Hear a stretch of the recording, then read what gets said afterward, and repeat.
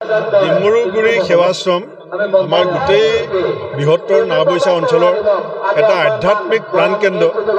আজি তেখেতসকলে বিনামূলীয়াকৈ দুদিনীয়াকৈ ৰাস পাতিছে আৰু আটাইতকৈ ডাঙৰ কথা যে ৰাসৰ এই পবিত্ৰ মুহূৰ্তৰ প্ৰথম কাৰ্যসূচী জুবিন গাৰ্গ ডাঙৰীয়াৰ প্ৰতি শ্ৰদ্ধাঞ্জলি।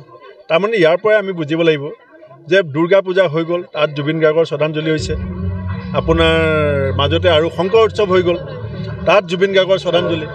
আজি ৰাস হৈ গৈছে, জুবিন গাৰ্গৰ শ্ৰদ্ধাঞ্জলি। গতিকে অসমীয়া জাতিৰ হিয়াৰ আমঠু জুবিন গাৰ্গৰ প্ৰতি জাতি কিমান দায়বদ্ধ, জাতিয়ে জুবিন গাৰ্গৰ পৰা কিমান প্ৰেৰণা পাইছে, সেই কথাবিলাক এতিয়া মৰ্মে মৰ্মে জাতিয়ে উপলব্ধি কৰিছে।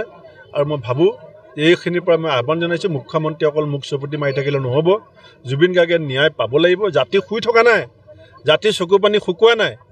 অসমীয়া জাতিৰ চকু পানী সেইদিনাখনলৈকে নুশুকায় যিদিনাখনলৈকে জুবিন গাৰ্গৰ হত্যাকাৰীক দৃষ্টান্তমূলক শাস্তি প্ৰদান কৰা নহয়। গতিকে আমি ভাবোঁ যে অনতিপলমে ফাষ্ট ট্ৰেক আদালত কৰি পেলাই জুবিন গাৰ্গক ন্যায়ৰ ব্যৱস্থা কৰি জাতিক সান্তনা দিবৰ কাৰণে চৰকাৰে দৃষ্টান্তমূলক এটা সিদ্ধান্ত ল'ব বুলি মই আশা ৰাখিছোঁ।